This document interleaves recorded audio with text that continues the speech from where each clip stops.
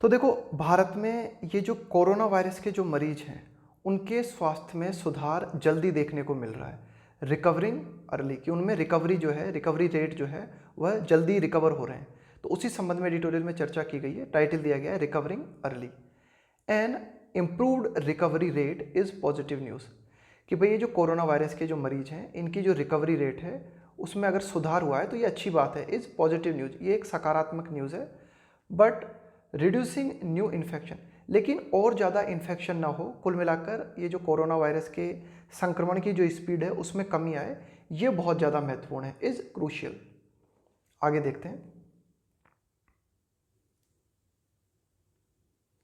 कि data for covid is still a long way from giving a complete picture. कि भाई ये जो कोविड-19 से संबंधित ये जो डेटा है ना हमारे पास, अभी भी काफ़ी दूर हैं हम। Is still a long way from giving a complete picture, यानी कि कोविड-19 से संबंधित जो आंकड़े हैं उनकी पूरी की पूरी तस्वीर हमारे सामने अभी तक ठीक तरह से स्पष्ट नहीं हुई है। बट लेकिन इट इज़ इनकरेजिंग, यह काफ़ी उत्साहवर्धक है that the basic metric of the number of those recovering,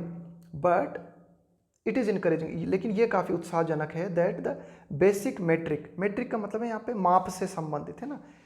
but basic metric, लेकिन आधारभूत अगर माप की अगर हम बात करें ना, उन नंबर की अगर हम बात करें ऑफ दोज रिकवरिंग, कि भाई जिन लोगों के स्वास्थ्य में सुधार देखने को मिल रहा है, उन लोगों के हिस्से की अगर हम बात करें as a share of confirmed infections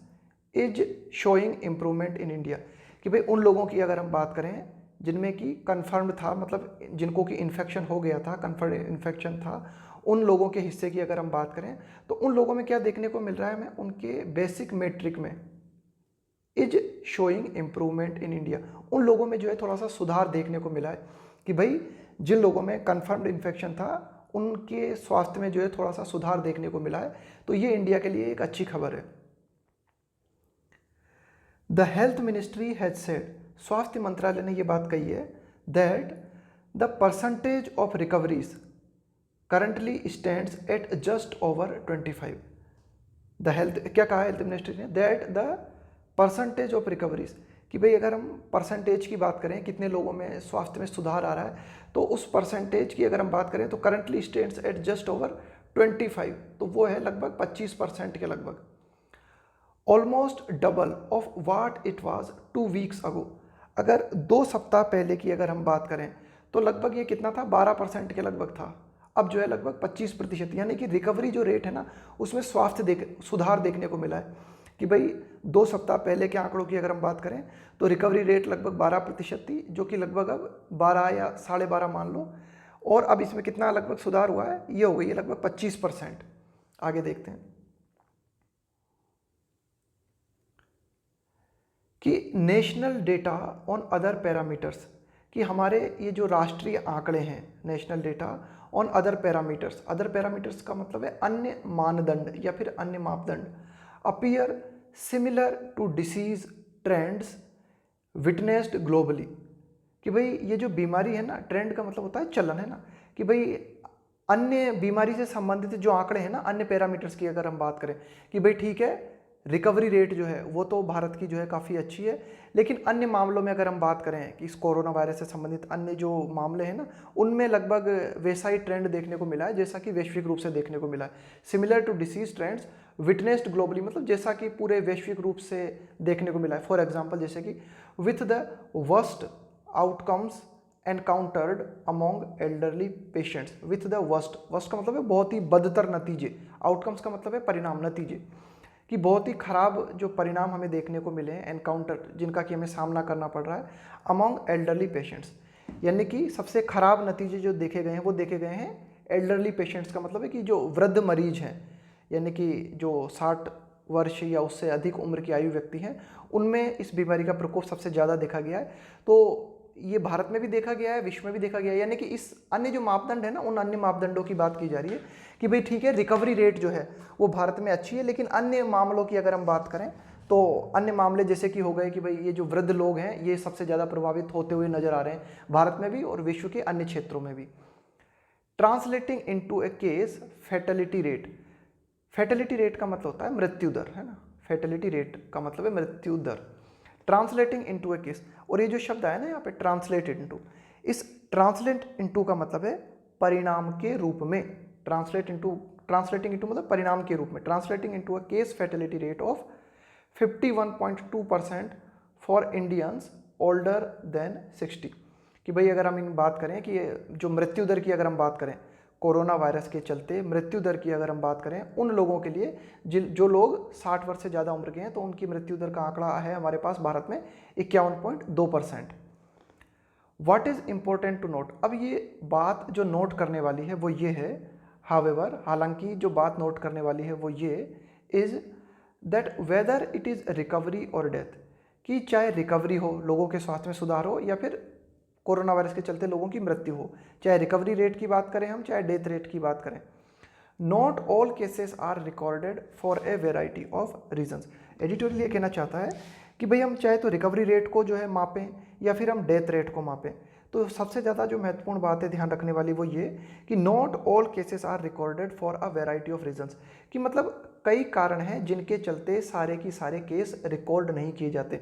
यानी कि ये जो जब हम निर्धारित करते हैं ना रिकवरी रेट या डेथ रेट को जब हम निर्धारित करते हैं, तो सारे के सारे केसेस को जो है उनमें शामिल नहीं किया जाता, और उसके कई कारण होते हैं, ये डिटेल कहना चाह रहा है। Not all cases are recorded for a variety of reasons. आगे देखते हैं। There may be untested people, there may be untested people who have recovered. अब देखो एडिटोरियल क्या कहना चाह रहा है, देयर में भी अनटेस्टेड पीपल, कि भाई हमारे पास ये जो आंकड़े हैं ना, हमारे पास ये जो अभी हमने आंकड़े दिए, देयर में भी अनटेस्टेड पीपल, कि ऐसे लोग भी हो सकते हैं जिनका कि परीक्षण ही नहीं किया गया और बिना परीक्षण किए वो ठीक भी हो गए। देयर में भी, इस बात की संभावना बनती है, देयर में भी untested people who have recovered, कि भाई कुछ लोग ऐसे भी हो सकते हैं जिनका कि टेस्ट ही नहीं किया गया था और वो जो है रिकवर हो चुके हैं। ऑल्सो, साथ ही साथ in the long term most recover from the infection. Editorial ये कहना चाहता है, हमें ये भी बात ध्यान में रखनी चाहिए कि लंबी अवधि में, in the long term most recover from the infection, कि ज़्यादातर जो है ना वो इन्फेक्शन से जो है रिकवर कर जाते हैं। अगर लंबी अवधि में अगर हम देखते हैं ना, तो ज़्यादातर जो है इन्फेक्शन से रिकवर कर जाते हैं। कुल मिला के एडिटोरियल ये कहना चाह रहा है कि भाई ये जो अभी आंकड़े हमने देखने को मिले ना, कि भाई भारत की रिकवरी रेट के बारे में हम बात कर रहे हैं कि भाई भारत की जो रिकवरी रेट है उसमें सुधार आया है, तो एडिटोरियल कहना चाहता है कि भाई हमें अन्य कई तथ्यों को ध्यान में रखना चाहिए। अब उन अन्य तथ्यों की बात की जा रही है, जैसे कि भाई जब हम रिकवरी रेट को जब हम मेज़र करते हैं, मापते हैं उसे, तो कई लोगों को जो है हम काउंट ही नहीं करते। इसके अलावा कई लोग ऐसे होते हैं जो कि रिकवर कर जाते हैं लेकिन उनका टेस्ट ही नहीं किया गया होता, या फिर ऐसा भी देखने को मिलता है कि लंबी अवधि में जो है ज़्यादातर जो संक्रमित व्यक्ति होते हैं वो रिकवर कर जाते हैं। तो इट इज़ देयर फॉर, इन कारणों के चलते it is therefore imperative, imperative का मतलब है कि भाई जो बहुत ही ज़्यादा अर्जेंट हो, इन कारणों के चलते ये बहुत ज़्यादा ज़रूरी है to find positive cases early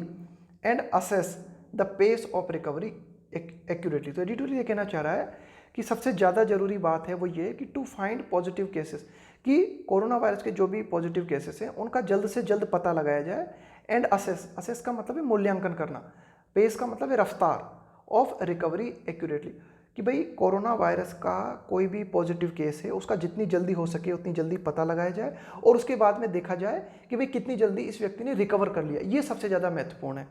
and assess, और इसके बाद मूल्यांकन किया जाए, देखा जाए कि the pace of recovery accurately, बिल्कुल ठीक तरह से देखा जाए कि इस व्यक्ति ने कितनी जल्दी जो है रिकवर किया है ना, उस रफ्तार को देखा जाए। आगे देखते हैं कि among the countries moving to a mass testing strategy. Mass testing strategy का मतलब तो हो गया नीति, मास टेस्टिंग का मतलब हो गया एक व्यापक स्तर पर लोगों को टेस्ट करना, लोगों का परीक्षण करना, एक बड़े स्तर पर, है ना, जो भीड़ होती है ना उसका एक व्यापक स्तर पर टेस्ट करना। तो अमंग द कंट्रीज, अगर हम उन देशों की बात करें जो कि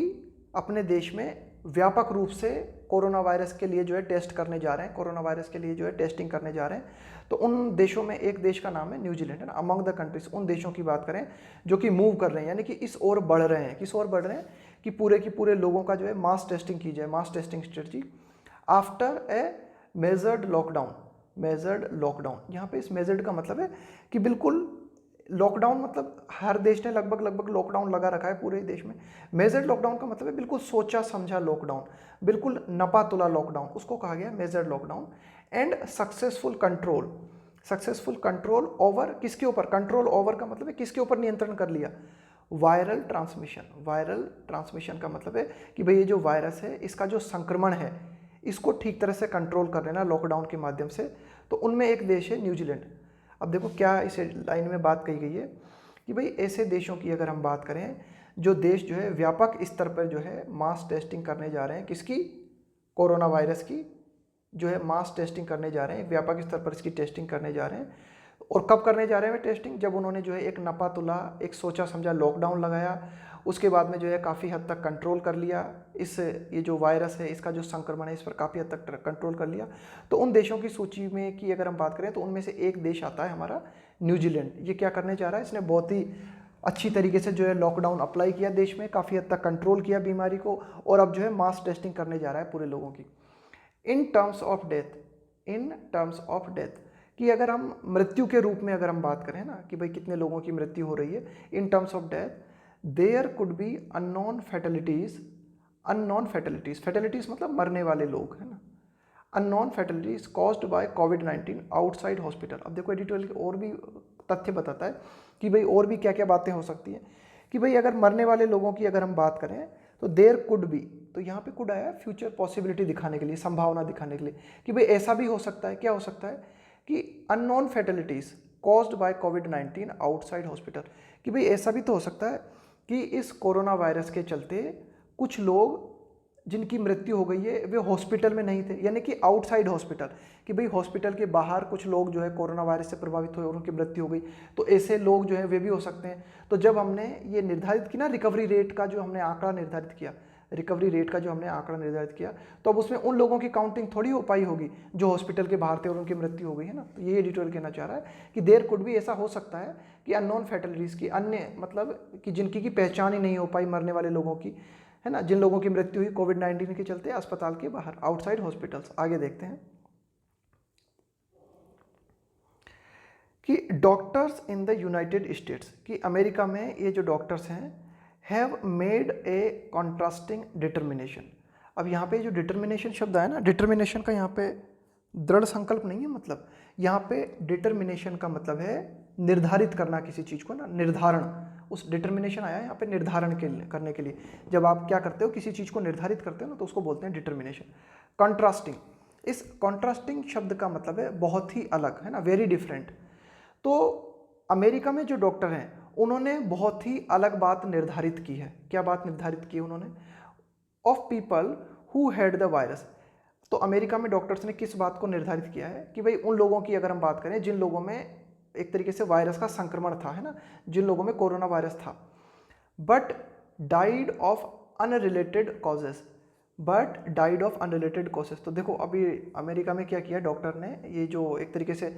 आंकड़े निर्धारित करते हैं ना, ये जो रेट निर्धारित करते हैं जैसे कि रिकवरी रेट को निर्धारित करना या फिर डेथ रेट को निर्धारित करना, तो अमेरिका में कुछ अजीब ही चीज़ हमें देखने को मिली। क्या देखने को मिली, डॉक्टर उन्होंने क्या किया, अमेरिका में डॉक्टर्स ने क्या किया,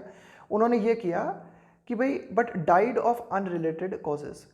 कि भाई कुछ ऐसे मरीज थे जिनको कि कोरोना वायरस था लेकिन उनकी मृत्यु कोरोना वायरस के चलते नहीं हुई, कुछ अन्य कारण के चलते उनकी मृत्यु हुई, but died of unrelated causes. तो आपने उन लोगों को भी शामिल कर लिया। जब आप किसी चीज़ का आंकड़ा निर्धारित करने जा रहे हो, कोई रिपोर्ट आप बनाने जा रहे हो,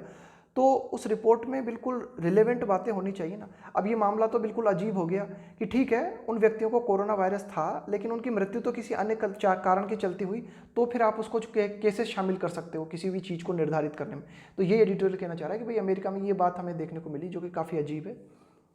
these findings and trends, findings का मतलब है कि ये नतीजे, परिणाम, एंड ट्रेंड्स का मतलब है चलन, अंडरस्कोर का मतलब है रेखांकित करता है, महत्व दिखाता है। तो इस तरह की जो बातें देखने में आती हैं ना कि भाई अमेरिका में कुछ देखने को मिला हमें। इसके अलावा भारत में अगर हम बात करें तो काफ़ी कुछ बातें हैं कि भाई ऐसा भी हो सकता है कि कुछ मरीज हो सकते हैं जो कि कोविड-19 के मरीज थे लेकिन उनकी मृत्यु अस्पताल के बाहर हुई तो उनकी जो है हम गिनती ही नहीं कर पाए, है ना। तो इस तरह के कई अन्य फैक्टर्स हो सकते हैं। तो इस प्रकार के जो परिणाम हैं या फिर इस प्रकार का जो ट्रेंड है वो ये दिखाता है, क्या दिखाते हैं, इस प्रकार के परिणाम और इस प्रकार के नतीजे वो दिखाते हैं the importance of research on the progression of the pandemic in India. कि भाई अगर हम पेंडेमिक यानी महामारी, ये कहा गया है कोरोना वायरस के लिए, पेंडेमिक यानी वैश्विक महामारी। भाई महामारी तो होती है एपिडेमिक, एपिडेमिक को बोलते हैं महामारी। ये जो महामारी जब पूरे वैश्विक स्तर पर फैल जाती है तो उसको बोलते हैं पेंडेमिक। तो एडिटोरियल कहना चाह रहा है कि भाई ये जो कोरोना वायरस से संबंधित आंकड़े हैं भारत में, इनका निर्धारण ठीक निर्धारण करने के लिए कि भाई क्या प्रोग्रेस चल रही है कोरोना वायरस की भारत में, उसका ठीक निर्धारण करने के लिए ज़रूरी है कि हम जो है ना बिल्कुल ठीक तरह से जो है नतीजों को देखें। These findings and trend underscores, ये दिखाते हैं, महत्व को दिखाते हैं कि द इम्पोर्टेंस ऑफ रिसर्च, कि भाई रिसर्च जो है ना उसका बहुत ही ज़्यादा महत्व, रिसर्च जो है बहुत अच्छी तरीके से रिसर्च की जानी चाहिए कि भाई कितनी प्रोग्रेस हो रही है, ये जो कोरोना वायरस है, ये जो पेंडेमिक है, इसकी प्रोग्रेस को ठीक आकलित करने के लिए रिसर्च की बहुत ज़्यादा ज़रूरत है। आगे देखते हैं। The comparatively low death rate from covid in India, तुलनात्मक रूप से अगर हम बात करें तो कोविड-19 से मरने वाले लोगों की जो संख्या है, डेथ रेट है भारत में, वो काफ़ी कम है। ऑफिशियली आधिकारिक रूप से एस्टिमेटेड का मतलब इस आकलित की गई है एट 3.2% कि भाई कोविड-19 से मरने वाले मरीजों की संख्या भारत में कितनी है, 3.2%, जो कि काफ़ी कम है। विश्व से अगर हम तुलना करें तो काफ़ी कम है ये रेट। तो ये जो बात है ना, लो डेथ रेट जो है ना, ये जो लो डेथ रेट है ये बनी हुई है, remains A topic for systematic study, कि भाई भारत में इतनी कम मृत्यु दर विश्व की तुलना में क्यों देखने को मिल रही है, ये एक चर्चा का विषय बना हुआ है। ये एक सिस्टमेटिक स्टडी, इसकी मतलब एक तरीके से बिल्कुल ठीक क्रमबद्ध अध्ययन किया जाना चाहिए इस बात का कि भाई भारत में क्यों इतनी कम रेट देखने को मिल रही है। इवन अकाउंटिंग फॉर का मतलब होता है कि भाई कारण होना, है ना। अकाउंटिंग फॉर का मतलब है कारण होना, कि भाई अगर हम इन तथ्यों को भी जोड़ लें, इन तथ्यों को भी ध्यान में रख लें, कौन कौन सी बातों को ध्यान में रख लें। Inability to identify all virus caused death, कि भाई इनएबिलिटी, कि हम इस योग्य नहीं हैं to identify all virus caused death, कि भाई हम ये पता लगा सकें कि भाई कितनी मृत्युएं इस वायरस के चलते हुई है। इसके अलावा हो सकता है मिस क्लासिफाइड फैटलिटीज़, कि भाई लोगों की मृत्यु हुई हो, फैटलिटीज़ का मतलब है मरने वाले लोगों की संख्या, मिस क्लासिफाइड, लेकिन उनका वर्गीकरण गलत हो गया हो। वर्गीकरण गलत हो जाने से मतलब है कि भाई हो सकता है कोई व्यक्ति कोरोना वायरस का पॉजिटिव पाया गया लेकिन उसकी मृत्यु किसी अन्य बीमारी के चलते हुई, कि भाई उसमें कोई और जो है बीमारी थी, उसकी कोई पुरानी बीमारी थी, उसके चलते मृत्यु हुई। तो इन तथ्यों को भी ध्यान में रख लें, इन बातों को भी अगर हम ध्यान में रख लें, इनके बावजूद भी the absence of a large number of severely distressed, severely मतलब गंभीर रूप से, डिस्ट्रेस्ड का मतलब है जो एक तरीके से पीड़ित है इस चीज़ से, patients in hospitals stands in contrast to the experience abroad. तो एडिटोरियल ये कहना चाह रहा है कि इन तथ्यों को, इन कारणों के होने के बावजूद भी, कौन से कारणों के होने के बावजूद भी, कि भाई हो सकता है कि हमने क्या कर लिया हो, मरने वाले लोगों की संख्या को गलत ढंग से काउंट कर लिया हो, या फिर जो है वायरस के चलते कितने लोगों की मृत्यु हुई ये भी हम ढंग से पता नहीं लगा पा रहे हो। लेकिन एक बात जो नज़र आती है ना, वो ये, कौन सी बात नज़र आती है, वो ये नज़र आती है कि भारत में जो हॉस्पिटल्स हैं उनमें कोरोना वायरस के मरीज जो कि गंभीर रूप से कोरोना वायरस से प्रभावित है, उनकी संख्या कम नज़र आ रही है। द एब्सेंस, कमी देखने को मिल रही of a large number of severely distressed patient का मतलब है ऐसे मरीज जो कि गंभीर रूप से इस बीमारी से प्रभावित हैं इन हॉस्पिटल। स्टेंट्स का मतलब है खड़े होती है, यानी कि उनकी जो संख्या है, यानी कि कोरोना वायरस से प्रभावित मरीजों की जो संख्या है भारत के अस्पतालों में तुलनात्मक रूप से कम देखने को मिल रही है। इन कंट्रास्ट टू का मतलब है कि भाई अगर हम दो चीज़ों को जब तुलना करते हैं ना तो उसको बोलते हैं कंट्रास्ट में, कि भाई जब दो चीज़ों में विरोध नज़र आता है, दो चीज़ों की तुलना करते हैं उनमें विरोध नज़र आता है ना, तो इनमें किन में विरोध नज़र आता है तुलना करें तो टू द एक्सपीरियंस अब्रोड का मतलब है कि भाई हमारे देश के बाहर की अगर हम बात करें, खास करके notably in the US as well as many other countries in Europe, कि भाई यूरोप महाद्वीप के काफ़ी सारे देश हैं या फिर अमेरिका की अगर हम बात करें तो इनमें कोरोना वायरस के जो मरीज हैं, गंभीर रूप से जो कोरोना वायरस के मरीज हैं, उनकी संख्या अस्पतालों में बहुत ज़्यादा नज़र आ रही है। तो ऐसी स्थिति भारत में देखने को नहीं मिल रही। ये एडिटोरियल जो है ये यहाँ तक कहना चाहता है। आगे देखते हैं। द जॉन हॉपकिंस डेटाबेस, तो अब ये जॉन हॉपकिंस ने कुछ आंकड़े दिए हैं, गिव्स, है ना। तो ये जो जॉन हॉपकिंस के डेटाबेस हैं तो ये क्या बताते हैं हमें, gives the fatalities per 100 confirmed cases as 15% for the UK and Belgium for example. उदाहरण के तौर पर अगर हम बात करें तो जॉन हॉपकिंस ने अपने जो आंकड़े उपलब्ध कराए हैं उन आंकड़ों के अनुसार फैटलिटीज़, मरने वाले लोगों की संख्या है ना, 100 लोगों पर मरने वाले लोगों की संख्या की बात करें हमें तो 15.7% है। अब देखो आंकड़ों में कितनी कमी है, कहाँ भारत में 3% और कहाँ ये जो यूके, ये जो ब्रिटेन है या फिर ये जो बेल्जियम है वहाँ पर कितनी है 15.7% है ना। तो ये एडिटोरियल कहना चाह रहा है कि भाई काफ़ी ज़्यादा एक तरीके से अंतर है भारत में और अन्य विश्व के अन्य देशों में। There are many hypothesis for the less dismal outcome. Dismal का मतलब होता है निराशाजनक और आउटकम का मतलब है नतीजा, कि भाई काफ़ी सारी परिकल्पनाएं दी जा रही हैं है ना, काफ़ी सारी हाइपोथेसिस मतलब काफ़ी सारी परिकल्पनाएं की जा रही हैं है ना, काफ़ी सारी थ्योरीज दी जा रही हैं इस संबंध में कि भाई भारत के जो आंकड़े हैं वो विश्व के आंकड़ों से इतने ज़्यादा अलग कैसे हैं। इसके लिए लोग जो है काफ़ी सारी अपनी थ्योरीज दे रहे हैं, अपनी काफ़ी सारी हाइपोथेसिस, काफ़ी सारी परिकल्पनाएं दे रहे हैं for the less dismal outcome, कि भारत का जो नतीजा है वो नतीजा इतना निराशाजनक है, लेस डिसमल है ना, यानी कि काफ़ी ठीक ठाक है, for the less dismal outcome in India based on the impact of climate, कि भाई हो सकता है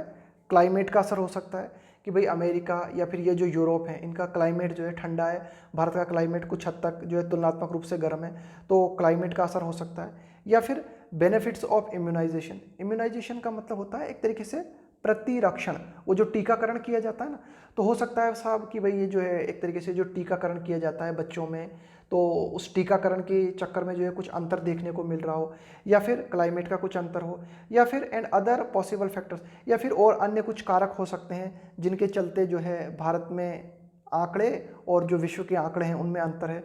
बट दे रिमेन अनटेस्टेड। लेकिन ये जो आंकड़ों की अगर हम बात कर रहे हैं ना, ये जो अदर फैक्टर्स की अगर हम बात करें तो इन फैक्टर्स का अभी तक जो है बिल्कुल टेस्ट नहीं किया गया है कि भाई क्या कारण हो सकते हैं कि इतना अंतर जो है भारत में और विश्व के अन्य देशों में जो है देखने को मिल रहा है। आगे देखते हैं कि वाइल, जबकि इंडियाज फैटलिटीज में बी लो, वाइल इंडियाज फैटलिटीज में बी लो, कि भाई इंडिया में ये जो मरने वाले लोग हैं इनकी संख्या कम हो सकती है, लेकिन and N improved recovery rate will help revive the economy while India's fatalities में बी लो, कि भाई ये जो इंडिया में मरने वाले लोगों की संख्या है वो कम हो सकती है, and N improved recovery rate, और इम्प्रूव रिकवरी रेट, कि भाई ये जो कोरोना वायरस के जो मरीज हैं इनमें जो सुधार होने की जो रफ्तार है उसमें सुधार आना, इसके माध्यम से क्या होगा, मदद मिलेगी। विल हेल्प रिवाइव, रिवाइव का मतलब है एक तरीके से पुनः जान आ जाना किसी चीज़ में, पुनः सुधार होना किसी चीज़ में, कि भाई ये जो रिकवरी रेट देखने को मिल रही है कोरोना वायरस में, इस रिकवरी रेट के माध्यम से हमारी अर्थव्यवस्था में और जो है पुनः जीवन मिलेगा, अर्थव्यवस्था को हमारे को पुनर्जीवन मिलेगा। देयर इज जेन्युइन, लेकिन फिर भी there is genuine worry that, फिर भी एक वास्तविक जो चिंता का कारण है वो ये that patients with non covid condition, कि ऐसे मरीज जो कि नॉन कोविड-19 है, यानी कि ठीक है कोविड-19 के मरीज तो हैं ही, लेकिन ऐसे भी तो मरीज हैं जिनको कोविड-19 नहीं है और जो गंभीर रूप से बीमार हैं ना, अन्य बीमारी से संबंधित मरीज भी तो हैं। दैट पेशेंट्स विथ कोविड-19 condition are at greater risk, तो उन लोगों को ज़्यादा खतरा है। क्यों? क्योंकि भाई वर्तमान में जो अस्पताल हैं उन सारे की सारे अस्पतालों ने क्या कर रखा है, इस कोविड-19 बीमारी पर फोकस कर रखा है। तो इसके अलावा जो बेचारे अन्य मरीज हैं ना, जो कि गंभीर रूप से यानी कि अन्य मरीज हैं जिनको कि गंभीर बीमारियां हैं, वे जो है उनका खतरा बढ़ गया है, उनके मरने का खतरा बढ़ गया है, क्योंकि सब कि सारे के सारे डॉक्टर्स और सारे के सारे अस्पताल जो ध्यान देने में लगे हुए हैं वो लगे हुए हैं कोरोना वायरस पे, कोविड-19 पे। तो अन्य मरीजों को भी तो ध्यान में लो जिनको सीरियस बीमारी, ये जो कहना चाह रहा है कि देयर इज जेन्युइन वरी, कि भाई जो चिंता का विषय है, मुख्य वास्तविक जो चिंता का विषय है वो ये दैट पेशेंट्स विथ नॉन कोविड-19, कि भाई जो अन्य मरीज है ना जो कि नॉन कोविड-19 कंडीशन हैं जिनको आर एट ग्रेटर रिस्क, उनको ज़्यादा खतरा है for poor health outcomes, for poor health outcome का मतलब है नतीजा, ड्यू टू, क्यों उनको ज़्यादा खतरा है, लैक ऑफ एक्सेस का मतलब है पहुँच की कमी, to care during the pandemic, कि भाई इस कोरोना वायरस के दौर में कि भाई अन्य जो नॉन कोविड-19 जो पेशेंट्स हैं उनकी पहुंच से बाहर है इलाज, यानी कि अस्पताल उनकी पहुंच से बाहर है, क्योंकि भाई अस्पताल जो है नॉन कोविड-19 के पेशेंट्स हैं उन पर कम ध्यान दे रहे हैं, तो इस बात को भी हमें ध्यान में रखना चाहिए। तो ये जो बड़ी लाइन आप देख रहे हो ना, ये वाइल से शुरू हुई है लाइन हमारी, यहाँ से वाइल से लेके और ये यहाँ तक चलती है। तो इस लाइन में पूरी में यही बात की गई है कि अच्छी बात है साहब कि मरने वाले लोगों की संख्या कम हो सकती है भारत में। इसके अलावा ये जो रिकवरी रेट है इसमें जो सुधार देखने को मिल रहा है उसके माध्यम से अर्थव्यवस्था में भी सुधार देखने को मिलेगा। लेकिन भाई जो चिंता का जो कारण है ना, वो ये चिंता का कारण है कि अन्य जो नॉन कोविड-19 पेशेंट्स हैं उनको खतरा बढ़ गया है ज़्यादा। उनको खतरा इसलिए बढ़ गया है, क्यों, मतलब कि भाई उनको खतरा इसलिए बढ़ गया है क्योंकि ये जो पहुंच यानी कि अस्पताल जो है ना, वो उनकी पहुंच से बाहर होते हुए नजर आ रहे हैं। मतलब कि भाई उन लोगों पे जो है कम ध्यान दिया जा रहा है क्योंकि अस्पताल जो है कोविड-19 के चक्कर में पड़े हुए हैं ज़्यादा। तो इन पर भी ध्यान देने की जरूरत है, नॉन कोविड-19 पेशेंट्स पे। आगे देखते हैं कि the public health strategy for covid, the public health strategy कि भाई एक तरीके से जो सार्वजनिक हमारे स्वास्थ्य की नीति है ना, किसके लिए, फॉर कोविड-19 के लिए है ना, हैज़ टू शार्पली। अब यहाँ पे ये जो हैज़ टू लगा है ना, ये हैज़ टू यहाँ पे दिखा रहा है नेसेसिटी, कि भाई इस बात की ज़रूरत है कि हमारी जो नीति होनी चाहिए कोविड-19 के लिए, उस नीति के लिए इस बात की ज़रूरत है कि हमारी नीति जो है बिल्कुल शार्पली फोकस ऑन, वो बिल्कुल मतलब बहुत ही ज़्यादा केंद्रित होनी चाहिए। शार्पली फोकस ऑन का मतलब है बहुत ही ज़्यादा केंद्रित होनी चाहिए। किस बात पर केंद्रित होनी चाहिए हमारी नीति, हेल्पिंग पीपल, लोगों की मदद करने को, helping people determine there infection status, कि भाई हम एक ऐसी नीति की ज़रूरत है हमारे लिए, लोगों के लिए एक ऐसी नीति की ज़रूरत है कि भाई लोग जो है निर्धारित कर सकें ना, कि निर्धारण किया जा सके, डिटरमाइन किया जा सके देयर इन्फेक्शन स्टेटस, कि भाई लोगों का इन्फेक्शन स्टेटस क्या है, कि भाई लोग कोरोना वायरस से प्रभावित हैं या नहीं है, इसका पता लगाया जा सके। किसके माध्यम से, through wider available testing. Widely available testing का मतलब है कि भाई कोरोना वायरस के टेस्ट के लिए फैसिलिटीज़ व्यापक रूप से उपलब्ध कराई जानी चाहिए, जिसके माध्यम से लोग जो है पता लगा सकें, अपने खुद के स्टेटस का पता लगा सकें कि भाई मैं कोरोना वायरस से प्रभावित हूँ या नहीं हूँ। तो ये फैसिलिटीज़ प्रोवाइड कराने की आवश्यकता है, इस बात की ज़रूरत है। This will enable selective quarantining, this will enable selective quarantining. तो देखो कि ये जो कोविड-19 के लिए जो हमारी स्ट्रेटजी होनी चाहिए ना, तो उस स्ट्रेटजी के लिए क्या क्या, दिस विल इनेबल, कि भाई ये जो स्ट्रेटजी हम बनाते हैं तो इसके माध्यम से मदद मिलेगी, है ना, हम सक्षम होंगे। सिलेक्टिव क्वारंटीनिंग, देखो क्वारंटीन का क्या मतलब होता है, क्वारंटीन का मतलब होता है कि किसी व्यक्ति में कोरोना वायरस के संक्रमण अगर पाए गए तो उस व्यक्ति को थोड़े दिनों के लिए अलग रख देना, उसको बोलते हैं क्वारंटीनिंग। तो सिलेक्टिव क्वारंटीनिंग का मतलब है कुछ लोगों को, चुनिंदा लोगों को जो है कुछ दिनों के लिए अलग रख देना, अलग कर देना। इसके अलावा प्लानिंग ऑफ वेलफेयर मेजर्स, की प्लानिंग, योजना बनाना, वेलफेयर यानी कल्याण, मेजर्स, कि भाई कुछ ऐसे उपाय बनाएं, हम कुछ ऐसे उपाय लेके आएँ, उन उपायों के माध्यम से क्या करें ताकि ज़्यादा से ज़्यादा लोगों का कल्याण हो सके, है ना, ऐसे उपाय लेके आए हम। एंड पार्टिसिपेशन ऑफ पीपल, इसके अलावा हम ये सुनिश्चित करें, पार्टिसिपेशन ऑफ पीपल कि मतलब लोगों की भागीदारी सुनिश्चित करें हम। किस चीज़ में लोगों की भागीदारी, हु हैव, ऐसे लोग who have recovered in trials for, potential का मतलब होता है संभावित, therapies such as convalescent plasma transfusion. अब देखो डिटेल क्या कहना चाह रहा है। देखो एक थेरेपी है, उस थेरेपी का नाम है, फॉर एग्जाम्पल कई थेरेपी हैं लेकिन उनमें से एक थेरेपी, उस थेरेपी का नाम है कॉन्वालेसेंट प्लाज्मा ट्रांसफ्यूजन। देखो इस थेरेपी का प्रयोग किया जाता है जैसे किसी व्यक्ति को, कोई व्यक्ति है उसको कोरोना वायरस हुआ, किसी व्यक्ति को कोरोना वायरस हुआ, इसके बाद में वो व्यक्ति कोरोना वायरस से रिकवर कर गया। तो ये जो आदमी कोरोना वायरस से रिकवर कर गया ना, इस व्यक्ति का उपयोग किया जा सकता है, इस व्यक्ति का उपयोग किया जा सकता है कोरोना वायरस की दवा को डेवलप करने में, कि भाई इस व्यक्ति का परीक्षण किया जाता है ना, इस व्यक्ति का परीक्षण किया जाता है, इस व्यक्ति की टेस्टिंग की जाती है कि भाई कोई व्यक्ति था वो कोरोना वायरस से प्रभावित हुआ, इसके बाद में वो व्यक्ति रिकवर कर गया। तो अब ये व्यक्ति जो रिकवर कर गया, इसका हम जो है टेस्ट कर सकते हैं, इसका हम उपयोग कर सकते हैं कई थेरेपीज़ में, कि भाई जो कोविड-19 के लिए हम एक तरीके से जो इंजेक्शन बना रहे हैं या जो दवाएं डेवलप करने की कोशिश कर रहे हैं ना, तो ये व्यक्ति काम का साबित हो सकता है। तो ये एडिटोरियल कहना चाह रहा है कि पोटेंशियल थेरेपीज़ का मतलब है कुछ संभावित थेरेपीज़ जिनके माध्यम से कोविड-19 का इलाज ढूंढा जा सकता है, तो ऐसे लोगों की भागीदारी सुनिश्चित की जानी चाहिए, ये एडिटोरियल बात कहना चाह रहा है। तो एडिटोरियल ये कहना चाह रहा है कि हमारी जो स्ट्रेटजी है, उस स्ट्रेटजी में हमें क्या क्या कदम उठाने चाहिए कि चुनिंदा लोगों को क्वारंटीन किया जाए, इसके अलावा कुछ कल्याण की जो है योजना बनाई जाए, इसके अलावा लोगों की भागीदारी सुनिश्चित की जाए, ऐसे लोगों की भागीदारी जो कि who have recovered in trials, trials का मतलब है परीक्षण, है ना, कि भाई जो कि लोग जो थे जो रिकवर कर चुके हैं कोरोना वायरस से, अब उनका जो है एक तरीके से यूज किया जा सकता है संभावित जो थेरेपीज है ना, फॉर एग्जांपल के रूप में ये एक थेरेपी का नाम लिया गया है यहाँ पे, convalescent plasma transfusion therapy with A relaxation of the lockdown, lockdown में थोड़ी सी ढील के साथ, है ना, कि भाई लॉकडाउन में थोड़ी सी छूट के साथ, India strategy will need, Bharat की जो स्ट्रेटजी है कोरोना वायरस के लिए, उस भारत की स्ट्रेटजी को जरूरत होगी, किस चीज़ की जरूरत होगी, प्रेसाइज, प्रेसाइज का मतलब है बिल्कुल क्लियर कट, बिल्कुल स्पष्ट, एंड इंटेंसिव मेजर्स, इंटेंसिव का मतलब है गहन, मेजर्स का मतलब है उपाय, कि भाई भारत को मतलब बिल्कुल क्लियर कट, बिल्कुल स्पष्ट और गहन उपाय करने होंगे, किस चीज़ के लिए, to drive down, drive down का मतलब है कम करना, नीचे लाना, to drive down the reproduction number of the virus, कि भाई ये जो वायरस है इसका जो रिप्रोडक्शन होता जा रहा है, यानी कि वायरस में लगातार जो है बढ़ोतरी होती जा रही है, तो इस लगातार होती हुई बढ़ोतरी को कम करने के लिए भारत को अपने उपायों को बहुत ज़्यादा गहन करना होगा, ये एडिटोरियल जो है फाइनली बात करता है। तो ये था हमारा आज का एडिटोरियल, कुछ इसकी वोकैब देख लेते हैं। तो ये मैट्रिक का मतलब ध्यान में रखना माप से संबंधित होता है, इसका मतलब है ना। ट्रांसलेट इनटू का मतलब होता है to lead to something as a result, है ना, कि भाई परिणाम के रूप में क्या हुआ इसका, उसको बोलते हैं ट्रांसलेट इनटू। इंपेरेटिव का मतलब है अनिवार्य,